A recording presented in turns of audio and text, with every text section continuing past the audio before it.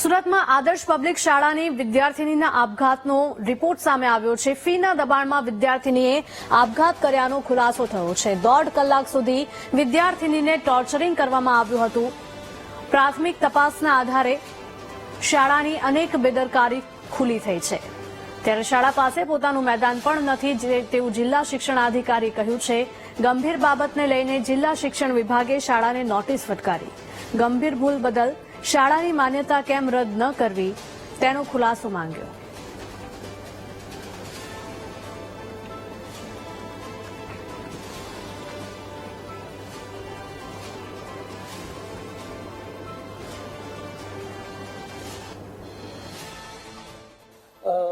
હાલ પૂરતો વચગાળાનો રિપોર્ટ કમિટીએ જમા કરાવ્યો છે, જેની અંદર શાળાની થોડી બેદરકારી જોઈ શકાય છે કે શાળાના આચાર્ય રેગ્યુલર નથી અથવા તો જેનું નામ છે આચાર્ય તરીકે ફરજ બજાવતા નથી।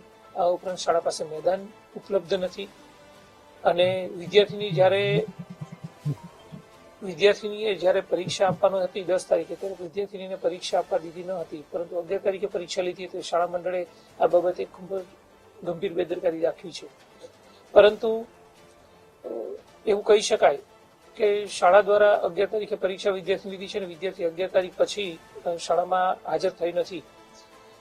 માત્ર ને માત્ર ફી માટે થઈને દબાણ કર્યું છે એવું પણ ન કહી શકાય અને વિદ્યાર્થીનીઓના ટ્રસ્ટીના શિક્ષકોના અને વિદ્યાર્થી સાથે પણ અન્ય વિદ્યાર્થીઓના નિવેદનોના આધારે હાલ એવું કહી શકાય નહીં કે ફીના આધારે જ કે ફીના કારણે જ વિદ્યાર્થીને આપઘાત કર્યો છે, પરંતુ બીજા અન્ય વ્યક્તિગત કારણો પણ હોઈ શકે, પારિવારિક પણ કારણો હોઈ શકે છે। એ બાબતે પોલીસ પણ તપાસ કરી રહી છે, જે બાબત સ્પષ્ટ નથી। પરંતુ શાળા મંડળની જે બેદરકારી જોવા મળી છે, સંદર્ભે એમને શાળા મંડળને નોટિસ આપવામાં આવી છે।